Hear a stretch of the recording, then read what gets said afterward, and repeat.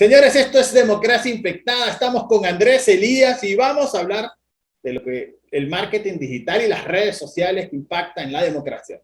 No te lo pierdas. Andrés, ¿cómo estás? Bienvenido a Democracia Infectada. Raniero, muchísimas gracias a ti y a todo tu equipo. La verdad estoy un poco nervioso.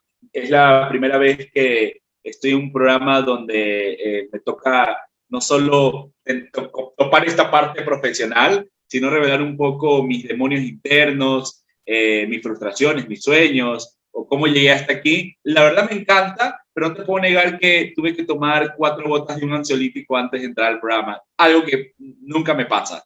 Bueno, y con una mezcla de esta, vamos a empezar a bebiendo con eso. Salud, Andrés, bienvenido. No, imagínate, voy a Salud, terminar. empecemos. Fíjate, Raniero, que a mí me encanta este tipo de dinámicas. Yo la verdad es que ya las esperaba hace mucho tiempo porque creo que detrás del profesional hay una historia que contar, ¿no? Una historia que además no es esa historia glamurosa que muchas personas nos las cuentan, de los viajes, de los resorts, de los grandes personajes. Yo voy a interrumpir, Andrés, porque yo tengo que contar rápidamente cómo lo conocí. Lo conocí en una de las cumbres mundiales de comunicación política, en el mejor momento donde empezamos a hacer networking. ¿Saben en dónde? En una de las fiestas de la cumbre. Así que salud. ¿Qué estás tomando, Andrés? Yo estoy tomando un Macallan de 12 años. Yo me fui por algo muy tradicional. Yo estoy tomando Don Julio tequila. Bueno, acá en México lo tomamos muy seguido. Yo decía, yo fíjate, cuando vine a vivir a México, el tequila a mí no me gustaba, te soy honesto. No me gustaba el tequila. Ya va. ¿Cómo que el tequila no te gustaba? ¿Cómo te aceptó la sociedad mexicana en ese momento? No, fíjate que fue complicado porque el picante tardé tiempo en aceptarlo y las tortillas no creas que es algo... Pero Andrés, ni tequila ni picante. ¿Cómo? Ya va. Y tú estás casado con una mexicana. Sí, ni tequila ¿Y cómo ni te picante, aceptó en su vida? y poco tortilla, ¿eh? Te aseguro que aquí en mi casa hay el 80% en los almuerzos, en las comidas, es arroz y o sea, nunca tortilla, nunca, es muy poco. O sea, si somos una familia no tan mexicana, hay una fusión de muchas cosas. Yo soy ecuatoriano, Raniero, y Okay. nosotros comemos mucho arroz. De parte de Gladys, su abuelito era peruano, entonces ella tiene también cierta ascendencia peruana, ¿no? Entonces el arroz es fundamental en esta casa. Y las tortillas, te diré, muy poco. Mi esposa sí es tequilera, ¿eh? Yo soy más de vino, la verdad, Rainier. Te decía que tenía un Mira, vino que me encantaba, el 90 Crimes. para quienes conozcan a Andrés Elías, también tienen que conocer a Gladys Pérez, que es de verdad es un cerebro también detrás de esto del mundo de la consultoría política, y es ella la que está al frente de Canvas, ¿correcto? Así es, ella está al frente de Canvas, yo estoy al frente de una agencia que se llama Facultad y hace poquito partimos la empresa en 3, una que se encarga solo de la consultoría, que es Elías y Associates, otra que se encarga solo de la parte comercial, que es Capi, y Facultad, que es la agencia. La verdad es que ha sido muy bonito hacer mancuerna con Gladys, porque nosotros nos conocimos estudiando comunicación política en Madrid. Imagínate, Reniero, fue algo loquísimo. De repente, yo estudié con ella un año, ¿sí? En la maestría, pero no la conocía. Entonces ella un día en un grupo de WhatsApp Porque esa era la modalidad virtual, ¿correcto? semipresencial era. Entonces, ella pone un día, quiero alquilar tenía un departamento en Madrid y ella decía, tengo cuartos, ¿quién quiere el cuarto? Yo decía, yo. Y cuando le escribí por interno para alzar la mano y decir, quiero el cuarto. Déjame aclarar, para los que ven de Dominicana es una habitación, porque cuarto no es otra cosa, aquí cuartos son plata, dinero. Ah, sí, una habitación. Entonces, la habitación, veo la foto de Gladys, o sea, la hago grande y digo, wow, está guapísima, ¿no? Pues a huevo, como decimos en México, me voy a esa habitación. A Total, huevos. llegamos el 15 de junio del 2015, aproximadamente 15-14. La primera noche salimos a farrear, todos nos pegamos un pedo, ¿no? Todos los de la promoción. Y yo ya empecé ya sabes, ¿no? A hacerle sentir a Gladys mis intenciones. Hay Ya. algo que no sabe mucha gente, que solo se lo contamos amigos, y es que lo primero que yo le dije a Gladys, en esa época mis intenciones eran convertirme en político de primera línea. Nunca se me había pasado por la cabeza ser consultor. Andrés Elía, presidente. Yo quería ser presidente. Tenías eslogan y todo. De hecho, no, pero quería ser presidente. Tenía una filosofía política, eso sí, pero le dije a ella, abordé a Gladys, perdón, le digo, tú vas a ser la primera dama de Ecuador, Ley. Entonces Gladys se caga de risa, se mata de risa, y yo eso lo interpreté como muy bien, ¿sabes? No me cacheteó ni me golpeó. Dije, bueno. Te dieron pista. Es porque hay algo acá, ¿eh?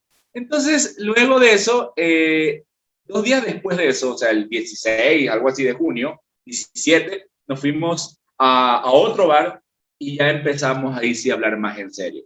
Desde el 16 de junio, aprox, del 2015 hasta el día de hoy, no nos hemos separado. Es más, el 16 de junio, ya... ¿16 de junio de qué año? ¿Cómo? ¿De qué año?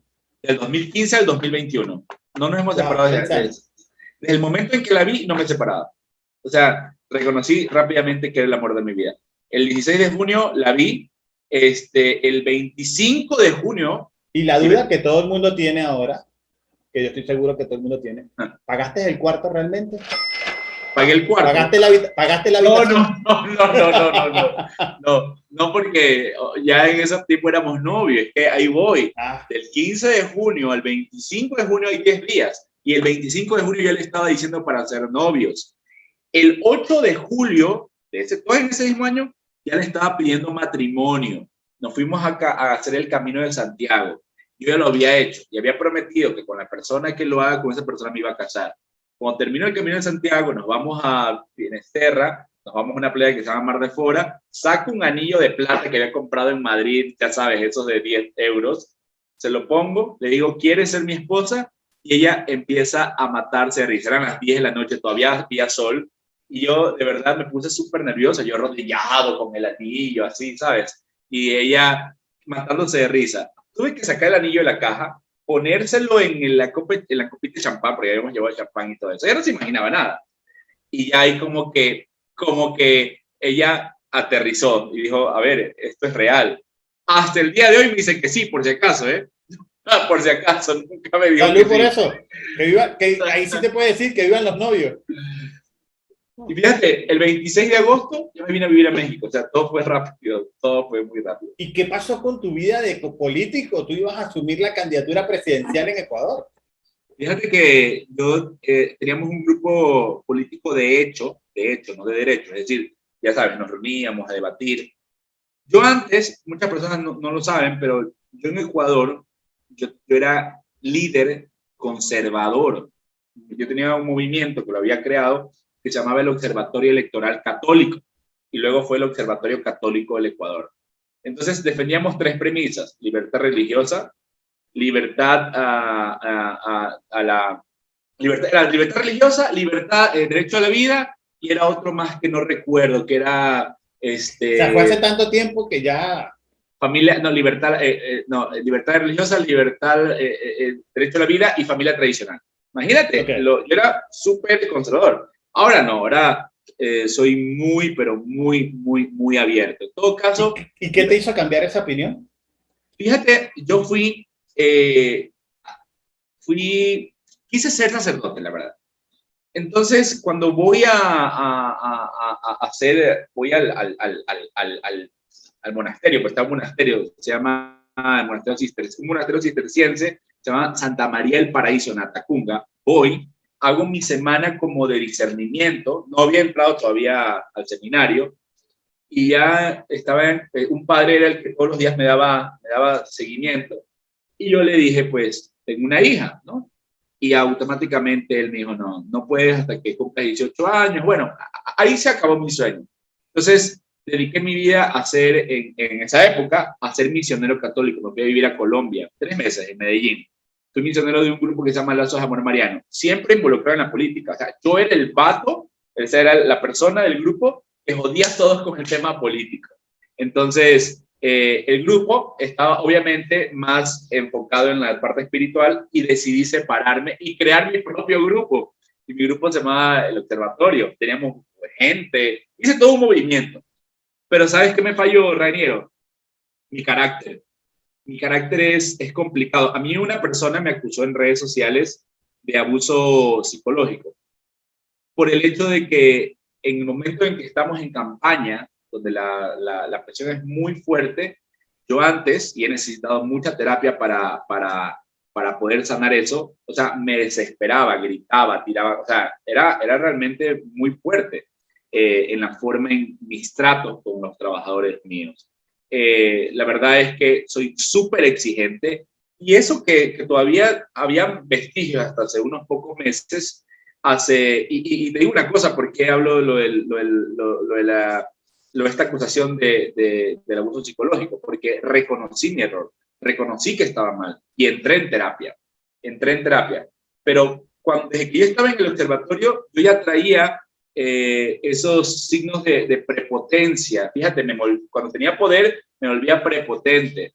Entonces, yo desde allá ya lo tenía identificado y recién hace un par de años hasta la fecha es que con la terapia me ayudó mucho a ser una persona mucho más humilde, mucho más centrada, etcétera. Andrés, bueno, primero agradecerte por contar eso, bebernos un poco de esta Gracias. vacuna de la democracia infectada, que es el alcohol.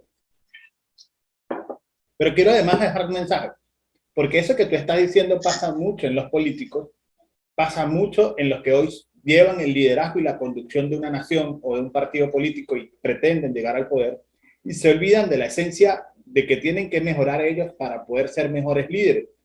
Y es precisamente un poco lo que tratamos de hacer en este programa, hacer ese cambio y esa transformación en la que reconocemos cuáles son nuestras debilidades y en la que nosotros podemos avanzar a ser mejores líderes. Hoy, bueno, de más está decirte que el reconocimiento que tienes dentro del gremio de consultores te ha dado, digamos, te han reconocido, te han dado valía y hoy por hoy eres uno de los consultores que más llaman en temas de marketing digital. Lo que pasa, Raniero, es que fíjate que cuando yo quise introducirme a la consultoría, yo encontré muy pocas puertas. De hecho, en mi área, cuando yo hice un benchmarking, yo solo encontré una empresa que se dedicaba a esto. No estaba en el Sergio José, ni Andrea de Anda, ni Guti, nadie. Solo estaba Alonso Cedeño. Fue el 2015 cuando yo decidí venirme acá. Cuando yo decidí venirme acá, mis sueños políticos murieron, ¿no? La cuestión es Y, que yo y empecé disculpa que te interrumpa porque también es interesante. ¿Qué pasó con el observatorio? el observatorio, al yo venirme, el observatorio ya venía muriendo lentamente, Ok, como yo tenía una forma de ser muy fuerte, sufrí un amotinamiento, fíjate, ok. de los miembros del observatorio. Sufrí un amotinamiento, porque yo siempre he tenido una personalidad fuerte y siempre he sido líder. O sea, donde yo voy, no importa donde sea que vaya, siempre me hago escuchar. Esa es una característica que gracias a Dios yo la tengo y me ha servido mucho para abrirme paso. Entonces, obviamente no les gustaban mis decisiones, teníamos acercamientos políticos a ciertos partidos que a ellos no les parecían y tuve un intento de golpe de Estado en mi propio movimiento. Okay. Sané el golpe de Estado, pero el movimiento quedó debilitado. Quedó debilitado, mi estilo de liderazgo no era el mejor, como te digo, yo era una persona que para ser incluso católico era muy fuerte. Entonces, cuando me vengo a México, simplemente el observatorio desapareció. No solo eso, Raniero, creamos aparte otra ONG que se llamaba Voluntarios por la Vida y ayudábamos a personas, a mujeres sobre todo, víctimas del abuso psicológico. Niñas, víctimas del abuso Okay. psicológico y físico de sus padres. Ya vengo acá y obviamente me tuve que dedicar a la consultoría. Y te quedaste en la consultoría, señores. Se nos está acabando un poco el tiempo porque tenemos que jugar lo que es la primera dinámica de este programa. Es que tú sabes que el tiempo corre. Aquí vamos a jugar algo que se llama el Sabelotodo. El Sabelotodo es un juego donde yo te voy a hacer una pregunta. Si tú respondes asertivamente, pues hay que llenar tu shot y beber un shot de tequila, en mi caso, si lo respondes asertivamente. Si lo respondes mal, te va a tocar a ti tomar un shot de whisky, de Ok, Macallan. ¿Estamos claros? está bien. Pero señores, el sabelo todo va a empezar. Aquí tengo la primera pregunta. Tú eres mexicano, No, soy ecuatoriano. pero no, todavía no te has nacionalizado ni nada. Me voy a nacionalizar apenas se apertura el trámite. creo que me hicieron una trampa con esta pregunta. Vamos a ver. Dímelo. No, dímelo. ¿Cuándo fue la firma del Acta de Independencia de México? No, pues, 1890. No, fue en 28 de septiembre de 1821 y fue publicado el 13 de octubre de 1821. No, pues ya no pasé el examen de naturalización con lo que pronto me acabas de hacer. No te preocupes, hermano, beba, que aquí esto se hizo con maldad, gracias al equipo de producción que siempre está pensando en cómo hacer que yo beba, pero a veces la cosa no le sale tan bien porque yo cambio las preguntas. Lo segundo, a ver, tú vienes de Ecuador. ¿De dónde eres? ¿De Quito? ¿De Guayaquil? Guayaquil. Guayaquil. Sí. Aquí me pusieron algo que me pusieron a investigar. ¿Qué es el mito de Cantuña y su pacto con el diablo? Bueno, eso es algo muy interesante. Una iglesia que tenía ¿lo cuento yo o lo cuento tú? No, cuéntala, mientras que yo me voy sirviendo porque sé que perdí. Fíjate que Cantuña era un artesano y él hizo un pacto con el diablo. El tipo tenía que construir la iglesia y se chupó todo el dinero, el vato, ¿no? Entonces hace un pacto con el diablo que lo ayuda a terminar la iglesia. Pero le dijo el demonio, en el momento en que en que yo termino la iglesia por ti, tu alma será mía. Bueno, Cantuña ni pendejo escondió la piedra que significaba la última piedra de la iglesia. Y por eso se llama el mito de Cantuña, ¿no? Es. Salud. Salud. Bebe. A ver, por lo menos no me regañó. Esta pregunta, a ver. ¿Cuál es el nombre real, no el traducido al español, del autor del Príncipe? ¿El autor de qué? Del Príncipe. Del Príncipe. Nicolás Maquiavelo. Ajá, ¿y el original? El nombre original, porque esa es la traducción. Buenísima. Nicolai. No.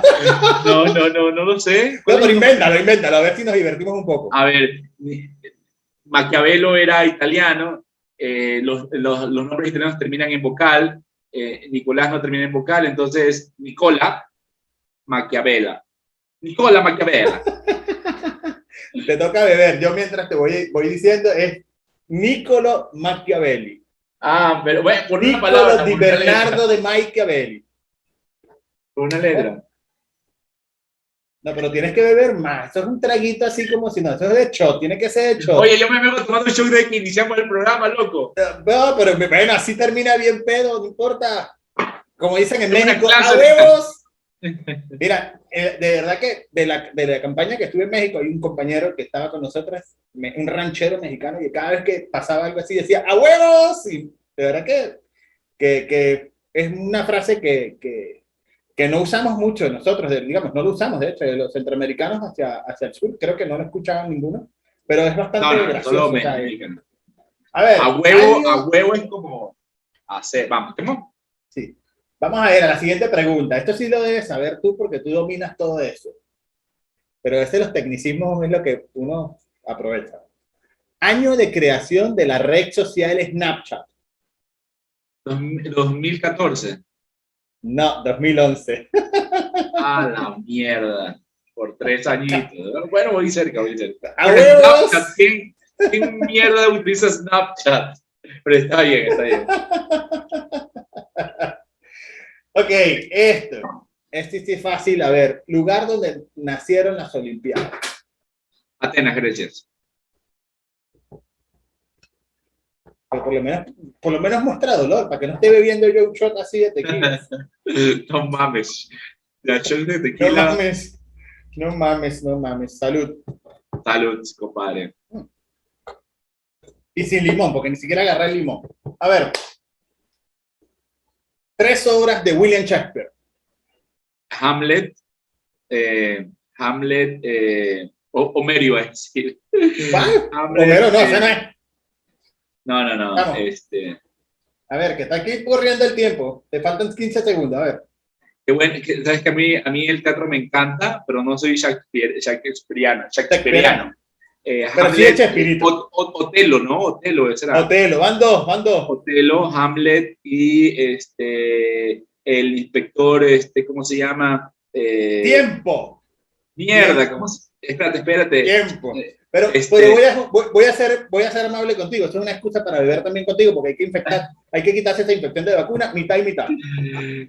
Pero espérate. Te faltó, inspector. te faltó el más fácil. Por eso, el inspector, ¿cómo se llama? Se me fue el nombre. No, el de Romeo y Julieta. Ah, Romeo y Julieta. Oye, pero Julieta. Romeo, ¿dónde estás que no te veo? Julieta, tírame una mano. Voy a decir, por favor. Me gustó mucho tu historia personal y es uno de los grandes problemas que tenemos de los políticos, es que muy pocas veces dejan ver que tienen errores, que cometen errores, y lo que hacen es taparlo, seguir con esos mismos errores y pierden la confianza de la población. Y esto es lo que nos tiene hoy con una democracia infectada, porque cada vez son menos los jóvenes que creen en la democracia, cada vez son menos, más allá del fenómeno de las redes sociales, que también ayuda a que polarice más la situación y los sentimientos y las emociones. Mira, Raniero, te voy a interrumpir un poquito. Estabas hablando acerca del reconocimiento de los errores. Las personas que son, sobre todo, bueno, sí, las egocéntricas, pero las personas soberbias no saben que son soberbias, porque la soberbia es el defecto de tu personalidad que más se enmascara y que más genera autojustificaciones. Entonces, una persona soberbia siempre justifica que él es así, que así es su pasado, etcétera, etcétera. Entonces, se les hace complicado ver sus errores.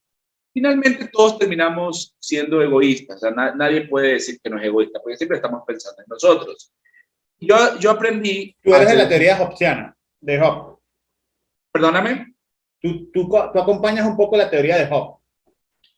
Fíjate que la única parte de Hobbes que me encanta es que él no cree en la naturaleza humana, no cree que hay una naturaleza humana como tal.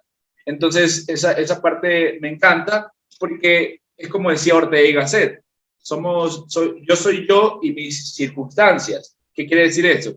Que yo estoy definido por mi ADN, por el condicionamiento genético, pero además por la forma, por el contexto, por mi familia, por mis amigos, por las coyunturas en donde me tocó nacer, y todo eso va componiendo mi mundo. Entonces yo me voy formando por el contexto en el que estuve. Pero te puedo decir una cosa, Raniero, eso tampoco es una excusa para mantener una forma de pensar o para repetir los patrones que hicieron que en tu familia se cometieran ciertos errores. Fíjate, yo soy el único en mi familia que tiene un estudio de posgrado.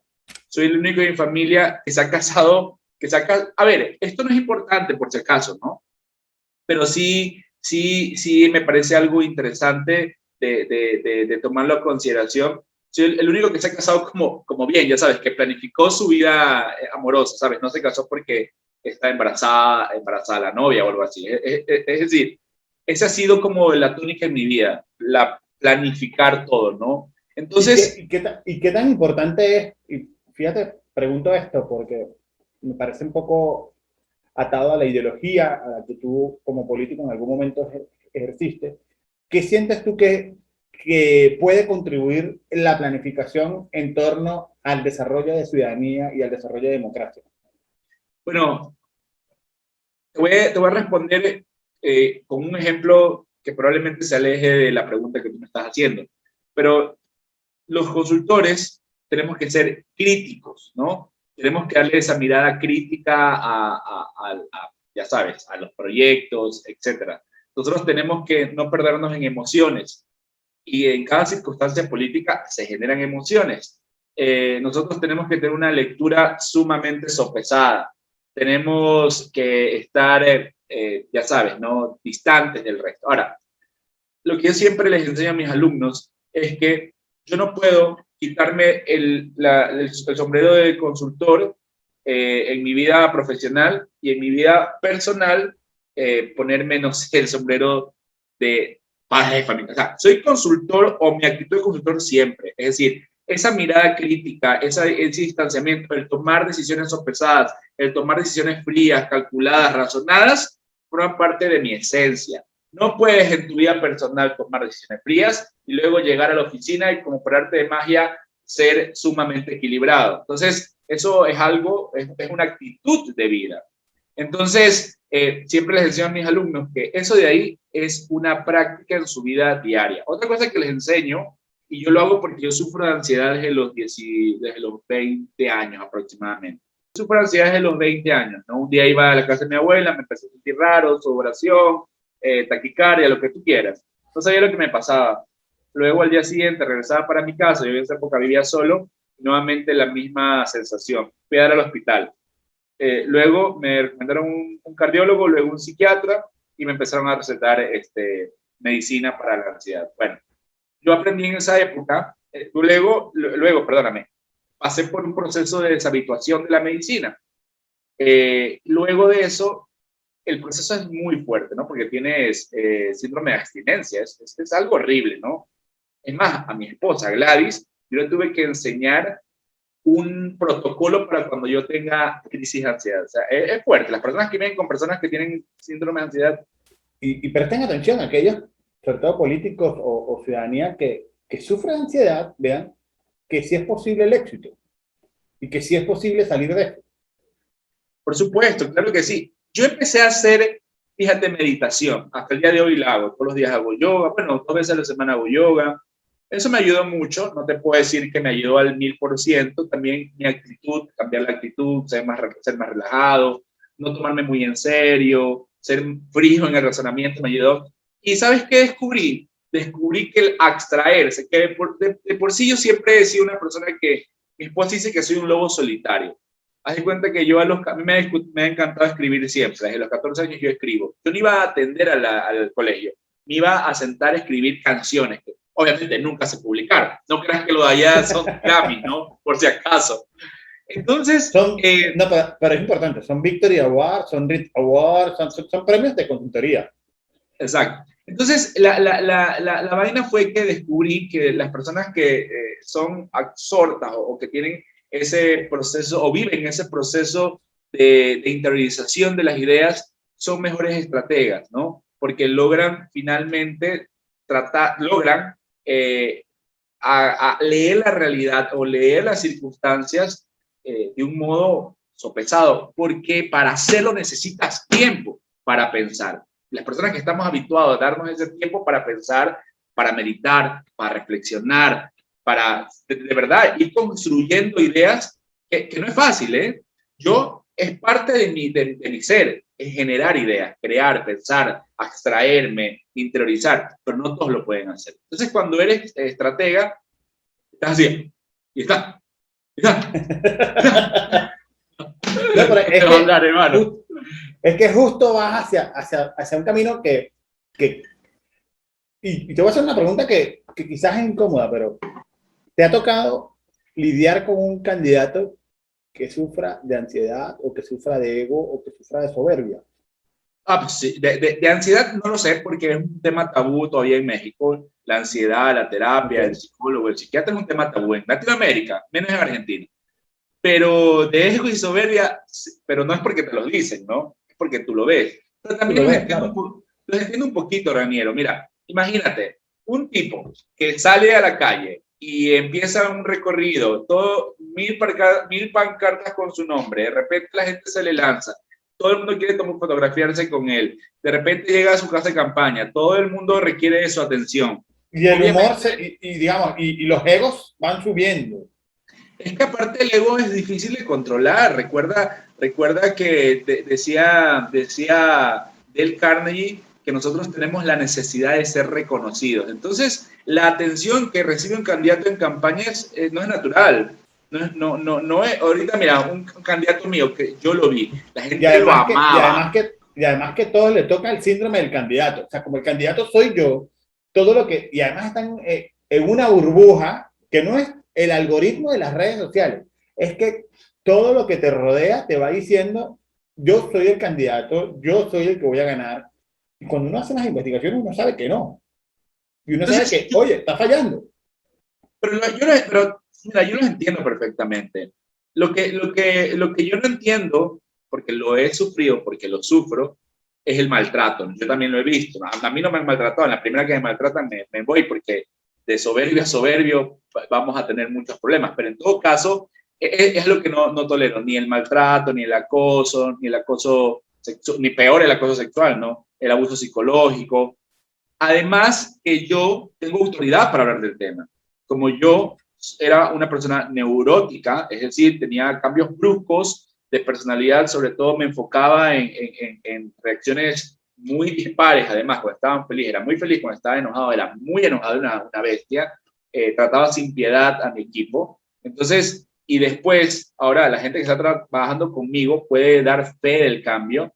Yo claro que soy el más intolerante ante esas actitudes porque sé que puedes cambiarla, porque sé que un poco de terapia puede cambiarla. Te voy a contar algo, Raniero, que nadie sabe. Te voy a contar algo que nadie sabe. A ver.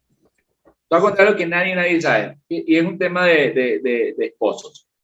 Cuando yo me casé con Gladys, por lo menos cuando me vine a vivir juntos, yo era una persona celosísima, hermano. No tienes idea, era una locura de celos, pero de verdad, muy celoso.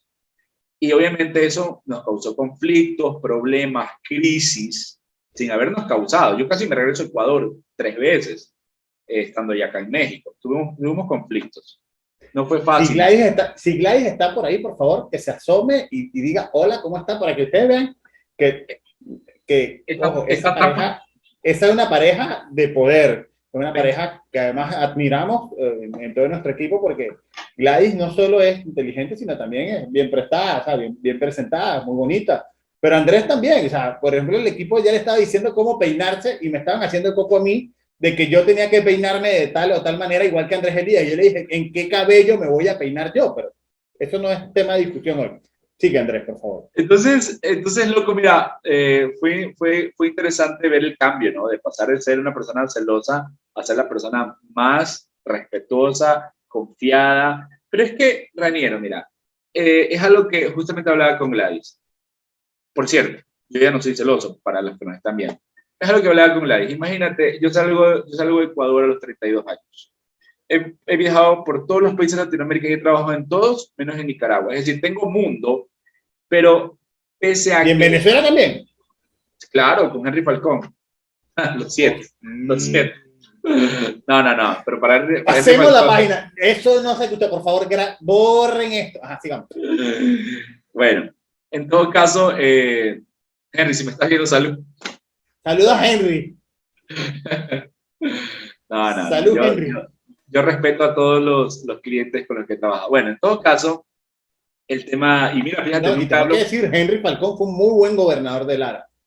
Sí. Pero su equipo, su núcleo, y eso es algo, o sea, su núcleo se ha desintegrado, pero no es el tema de hoy, pero sigamos.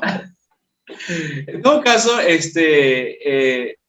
experimenté ese cambio. Bueno, ya dejo de ser celoso, y hablábamos con Gladys, que yo tengo un mundo, por ejemplo, pero para mí es difícil, después de haber estado 32 años en una cultura en Ecuador, en mi círculo, yo tenía un grupo de amigos amplio, la cultura guayaquileña sobre todo es muy machista, o sea, súper machista.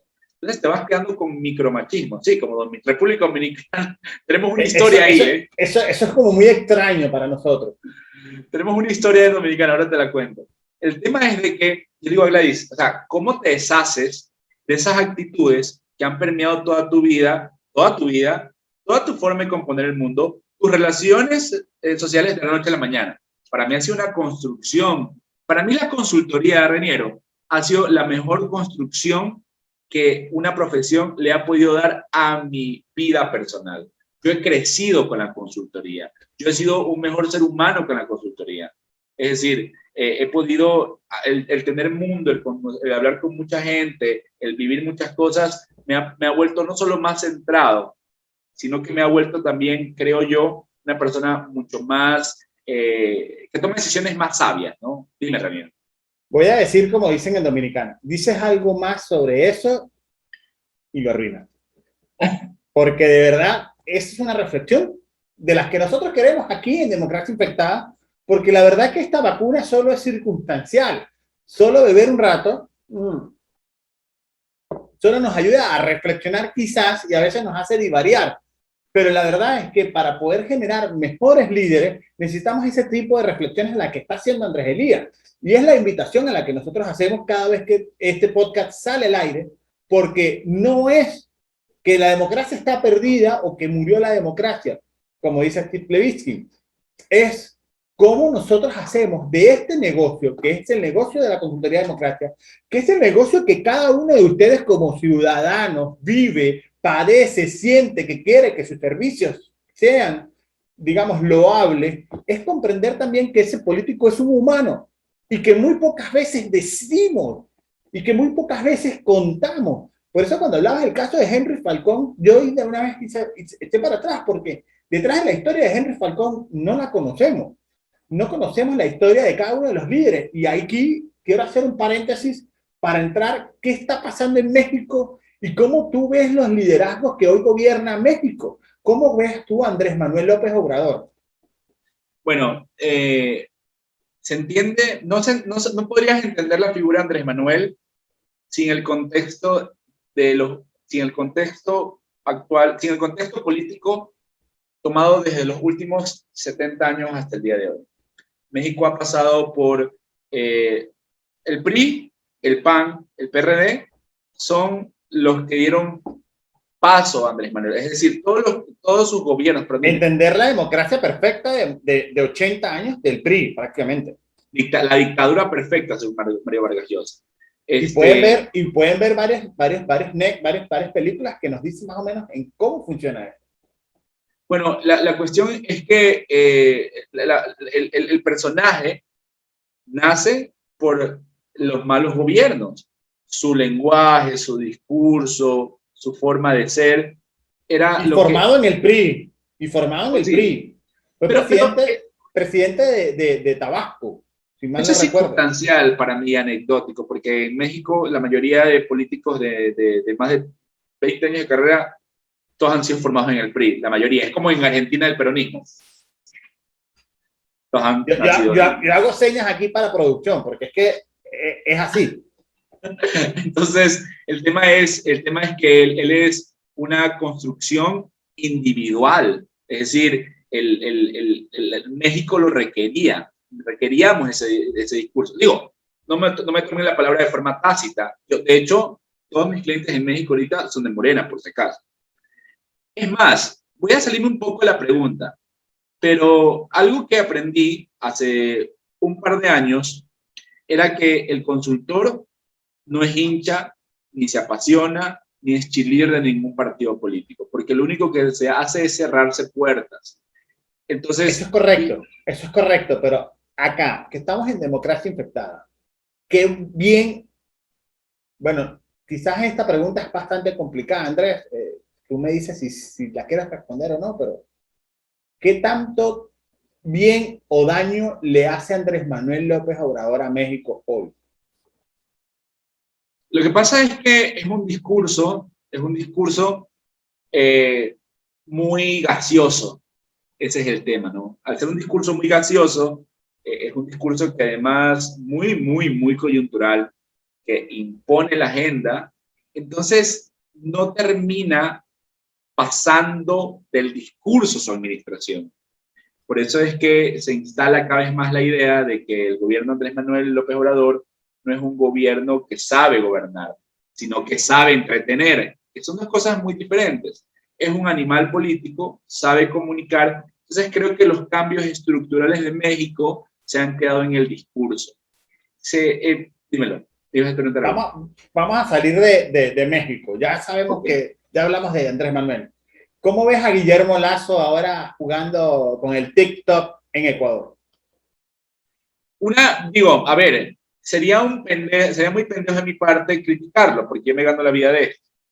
Pero hace poquito acaba de dar una entrevista, el día de ayer creo, ¿no? Una entrevista que ha causado más revuelo en redes sociales que todos sus TikToks anteriores.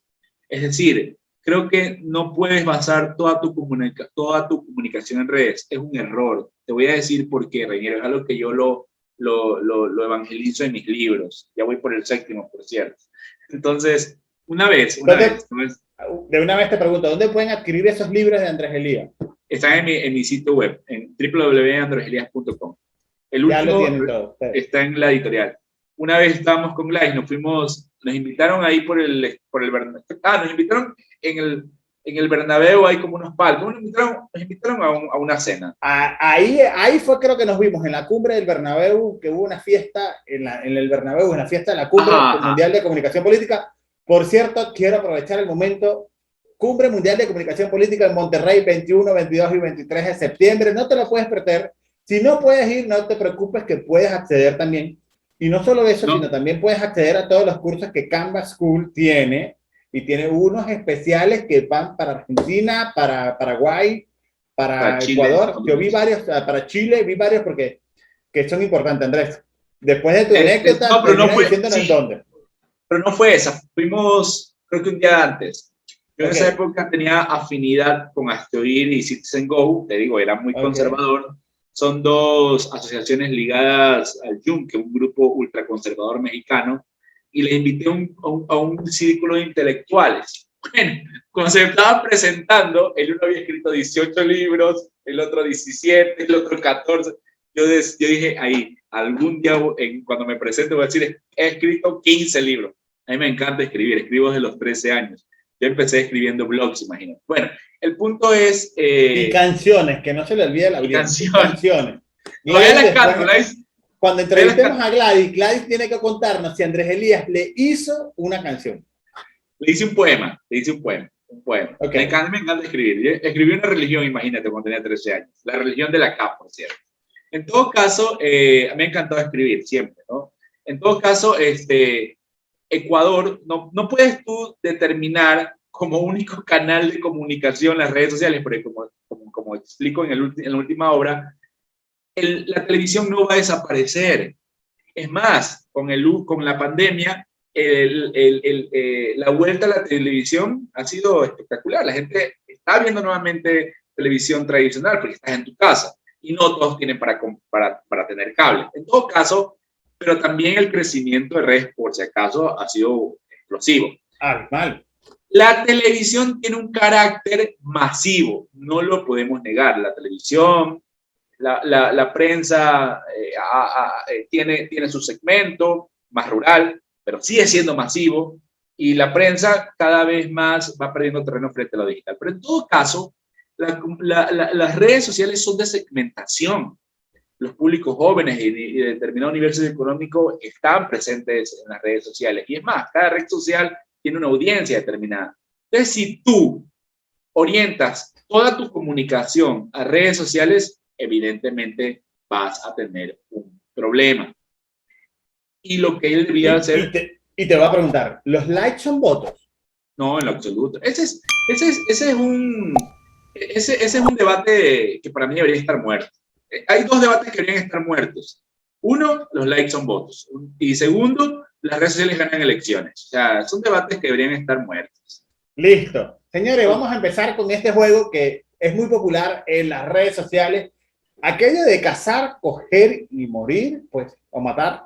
Nosotros lo cambiamos a con quién compartes, con quién bloqueas y a quién sigues entre estos líderes. Voy a empezar mojándote como ecuatoriano.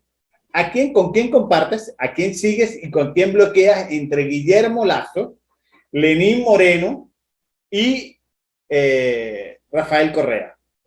Bloqueo a Lenín Moreno. Comparto... Ya va, espérate. ¿Le bloqueas a Lenín Moreno? Lo bloqueo a Lenín Moreno, totalmente. ¿Por qué? O sea, un presidente sin gestión, un presidente sin comunicación, un presidente sin liderazgo. Listo. ¿A quién sigues? Seguiría a Rafael Correa y comparto a Guillermo Lazo. Y comparte con Guillermo Lazo, que tiene apenas meses de gobernando. No importa, déjalo ahí. YouTube lo que pasa es que aparte queda grabado para que la historia... Te voy a decir algo. Lo que pasa es que aparte esos productos son ya mayores. ¿Sabes por qué?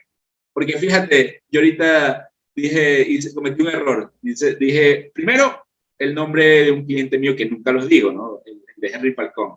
Segundo, ahorita, por ejemplo, como profesional, yo soy como un doctor o como un abogado, como un contador. Yo no puedo discriminar a nadie. Yo no le puedo decir a tal persona, no te voy a atender porque eres musulmán.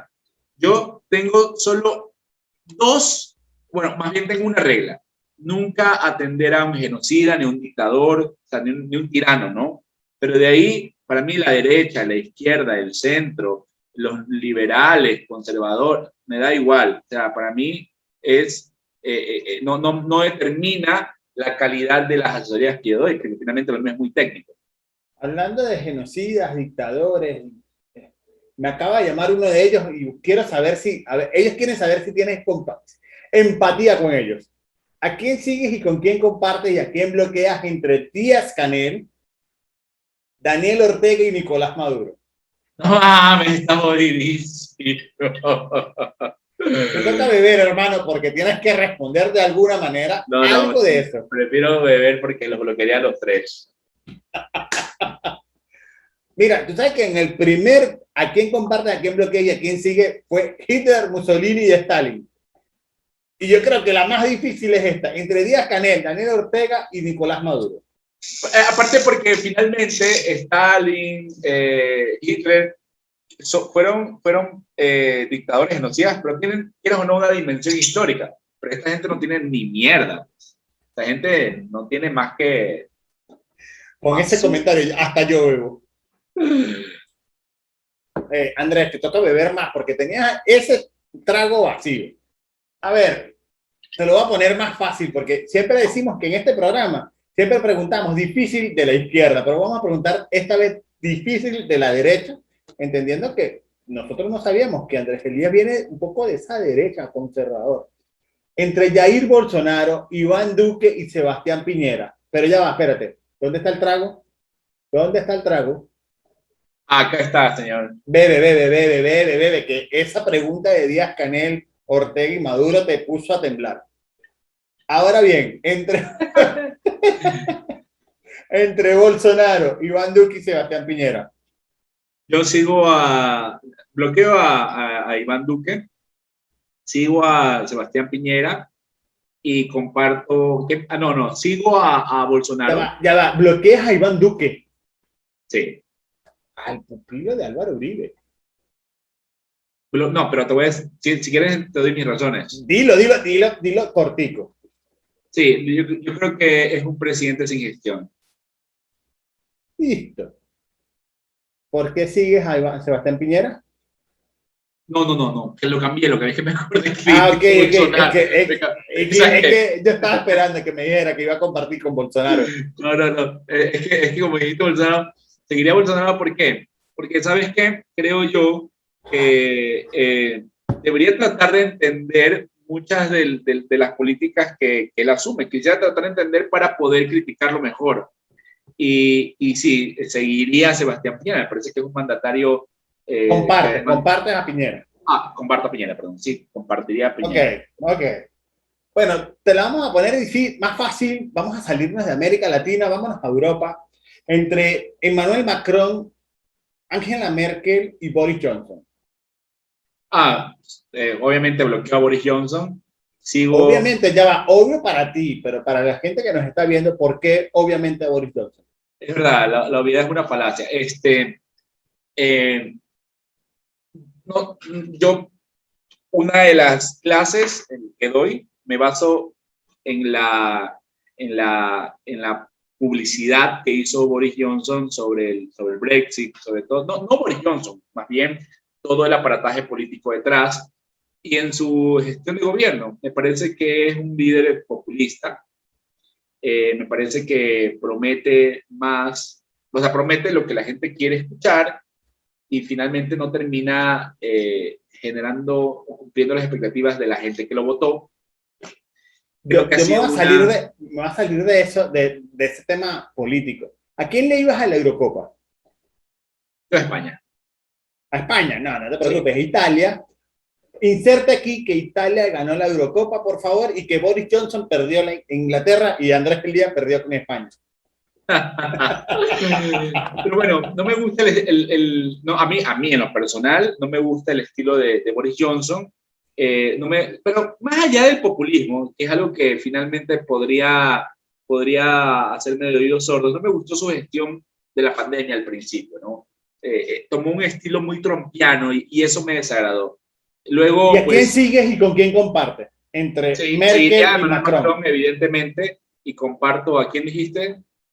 A Merkel. A Merkel, sí. Merkel es la lideresa soñada. Europa la va a llorar. Pero todavía no ha terminado. Vamos a ir a líderes populistas de los años 90 y que quizás va a ser más difícil para ti decidir entre Carlos Menem, Argentina. Alberto Fujimori, Perú, y Abdalá Bucaram. Primero definámoslos, ¿no? Alberto Menem, neoliberalismo, privatización. Fujimori, prácticamente un genocida, ¿no? Y Abdalá Bucaram es un vulgar ladrón. Bien, ahí yo prefiero tomarme un shot. No, espérate. O sea, te tomas todo eso y tienes que responder. Tienes que mojarte, hermano. Aunque no tenga barba, las barbas tienen que mojarse. No, pues a ver, pero... Bébete el shot completo, hermano, porque aquí, ustedes que están ahí viéndonos, tienen que beber también, porque cuando uno habla de estos tres líderes, son tres líderes que marcaron un hito en ese país, a ver, pero que de una u otra manera hay que beber, hermano. A ver, no, espérate. Entonces, vamos, lo voy a cambiar. Bloqueo a Abdalá Bucaram, definitivamente, un vulgar ladrón.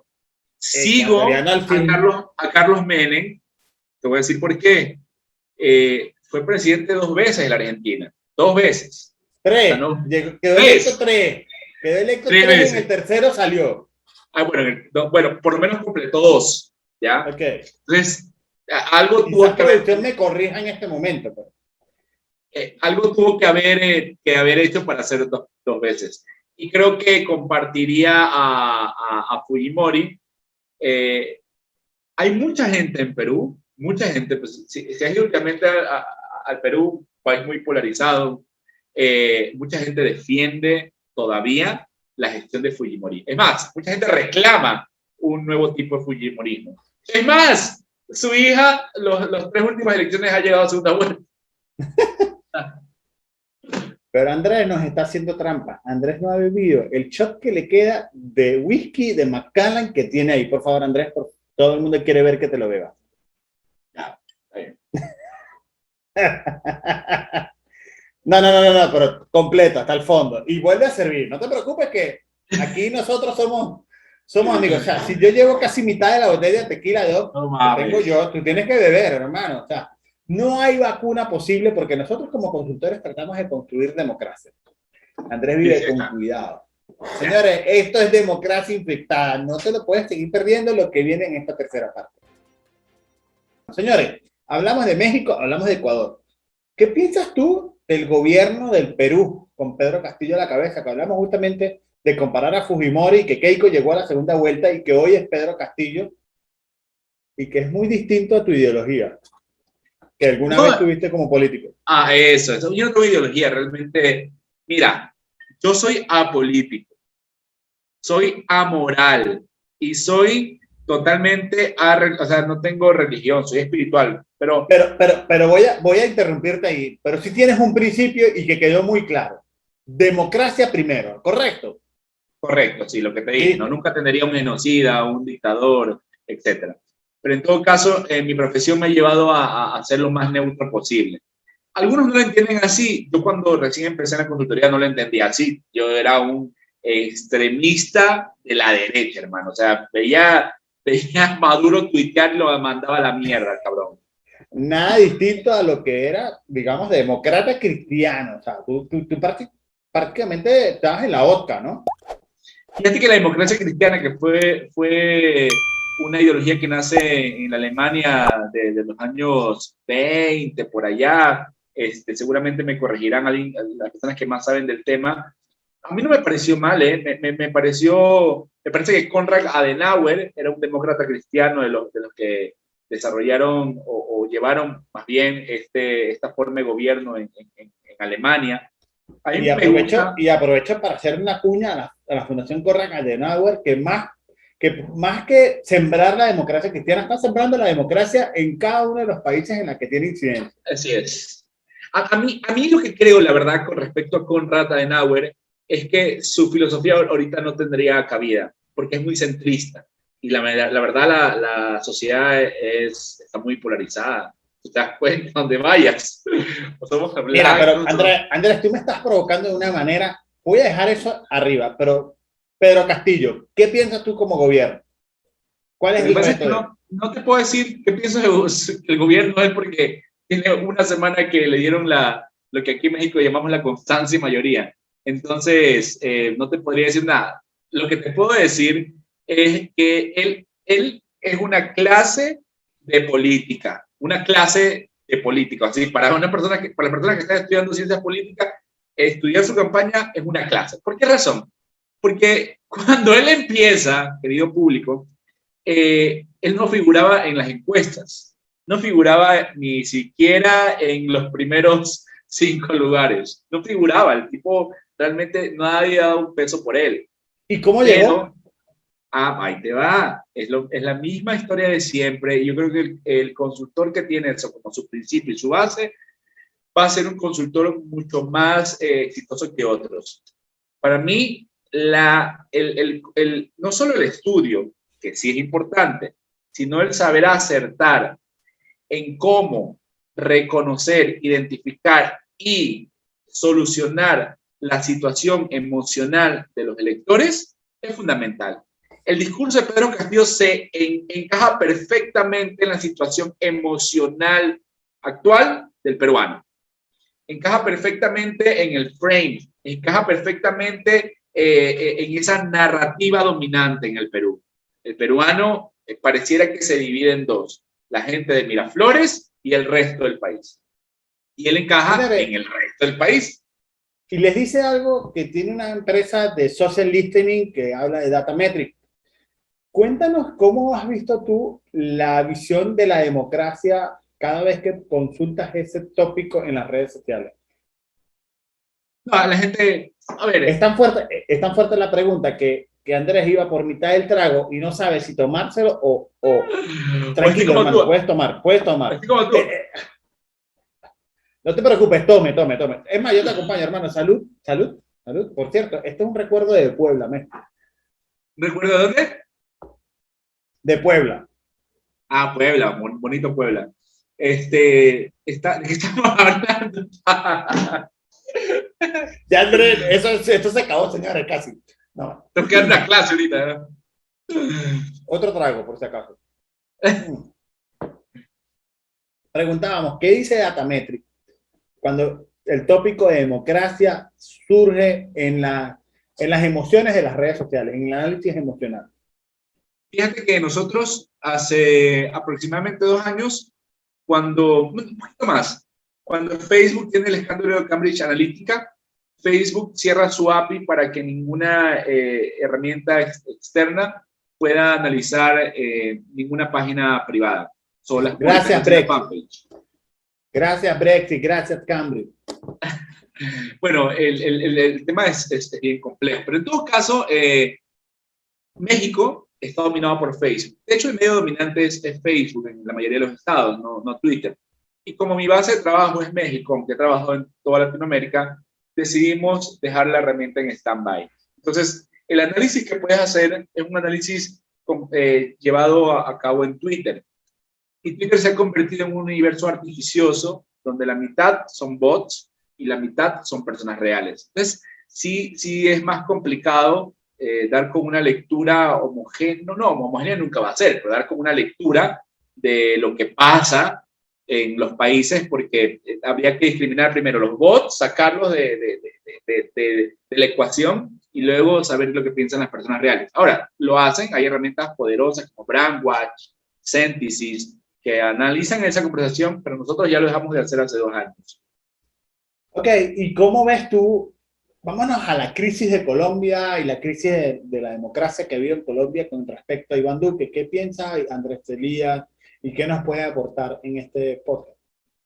Yo creo que al principio de la pandemia hubo una pregunta muy interesante y es que nos preguntábamos, la mayoría de los que nos dedicamos a la consultoría, es qué va a pasar con nuestro negocio.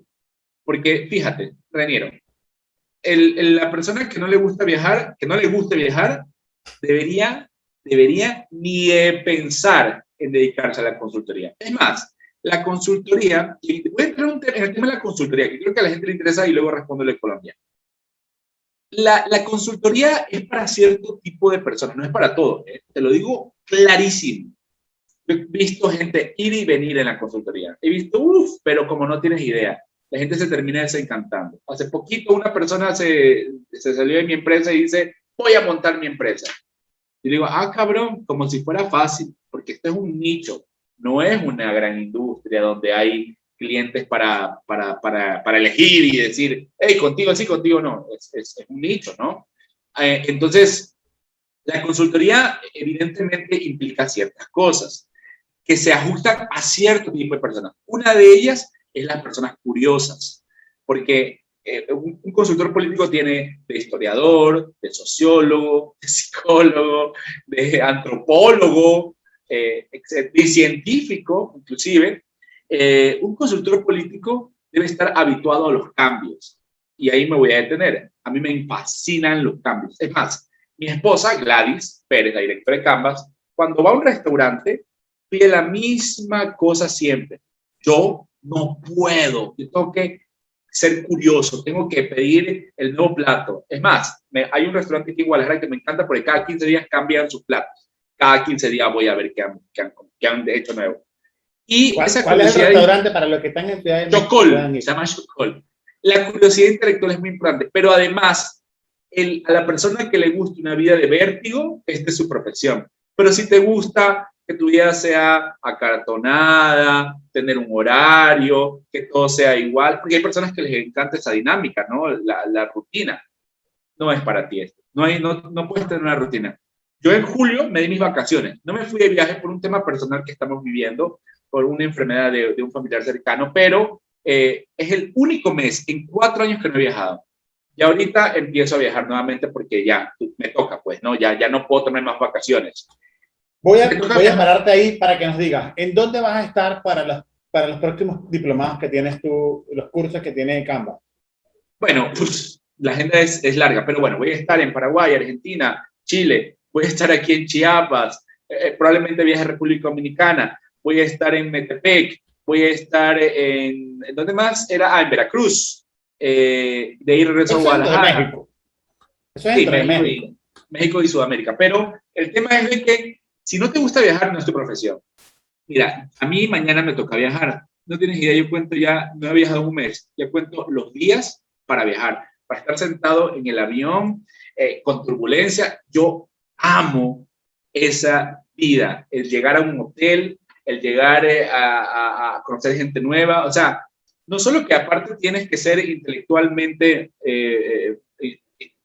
no sé cómo decirlo, Reiniero, sin que suene mal, pero tienes que ser intelectualmente dotado, aunque no, conozco muchas personas, no diría amigos míos, pero muchas personas que no tienen ni siquiera pudiéramos decir curioso, que tenga esa apertura de conocer nueva cultura. Vende humo, no. Pero conozco gente, conocidos, que son vende humo, o sea, no tienen ni siquiera el intelecto. Tienen el intelecto para venderse, es decir, para hacer marca personal, pero en la ejecución son una mierda.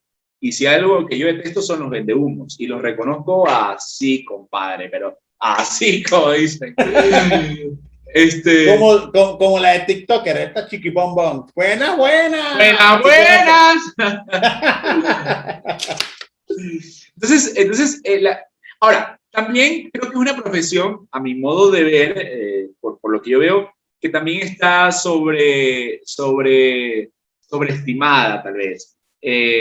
Por ejemplo, yo veo que hay una especie de subcultura en la consultoría. O sea, tú tienes a tu consultor favorito, tienes una industria de premios, la industria de la capacitación, las cumbres, Canvas, tienes un montón de escuelas, tienes consultores rockstar, tienes consultores bajo perfil, o sea, y hay mucha gente que aspira a ser ellos, ¿no? Mucha gente que aspira a ser ellos, mucha gente. Entonces, hay una cultura que se nutre además de eso. Y siempre digo que es una profesión sobrevalorada. No lo ves en los abogados, no lo ves en los doctores, o sea, no ves a un aspirante a doctor así babeando por obtener la firma de alguien. Y yo es algo que rechazo. Fíjate, a mí me ha pasado y es algo que yo personalmente no lo logro todavía asimilar, Me ha pasado, por ejemplo, me ha pasado de todo, pero una de las cosas que me ha pasado es que de repente se me acerca gente en las cumbres o donde esté y no sé, me pide cosas como el autógrafo, las fotos, o me pide, o por internet me agradece que lo haya seguido. O sea, es algo que no entiendo. ¿Sabes por qué, Reiniero? Porque yo Y solo estoy ejerciendo mi profesión, me gano la vida de esto, ¿sabes? Y bueno, me pasa, a mí en lo particular me pasa, Andrés Elías, sobre todo desde que este podcast está, y quiero mencionar una de esas cuentas, porque es una de las cuentas que, digamos, está más que preocupada por vender sus servicios, está preocupada por hacer mejor la democracia, que es Comunicación Política México, Comunicación Política MEC. Y de verdad que para mí es un honor, digamos, pero simplemente estamos haciendo el trabajo, simplemente estamos tratando de construir algo nuevo.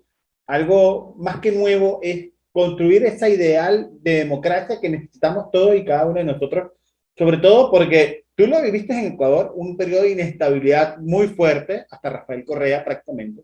Yo lo vivo en Venezuela con Rafael Chávez Frías, a quien reconozco como un gran líder no mío, sino que fue capaz de hilar fino de una manera que dominó todas las instituciones, pero que se pierde la democracia y que esto es algo peligrosísimo y como dice Steve Levitsky, en la medida que existan autoritarismos competitivos y caminen en la transición hacia autoritarismo total, tanto tú como yo, como cada uno de los que nos están viendo y que quieren ser consultores, pierden también fuentes de trabajo porque ni Andrés Elías trabajaría para un autoritarismo competitivo o como un autoritarismo completo, ni yo lo trabajaría y cada vez se reduciría nuestro mercado. Y qué sabroso es México, por ejemplo, que cada país, que digamos, cada estado es parecido a un país donde tú puedes sí. entrar y la verdad es que Andrés Manuel López Obrador puede decir cualquier cosa, pero Nuevo León es Nuevo León, Chiapas es Chiapas, Los Cabos, digo, Baja California Sur es Baja California Sur, Chihuahua, cada estado es un país distinto, Lo que pasa pese es a que, tener un presidente diferente, ¿no? fíjate, es que me encanta a mí México porque es como debería ser todo, ¿no? Es pragmático. Yo voy a Chiapas, ya trabajé en Chiapas y trabajé para el equipo contrario que voy a trabajar ahorita, por ahí para que tengas una idea. Entonces, estoy trabajando con el equipo contrario que trabajé hace ni siquiera hace mucho, hace 2 meses. Pero es pragmático, ellos quieren conseguir objetivos y saben que el consultor es consultor por su experiencia, porque es experto en su tema, porque es especialista en lo que hace.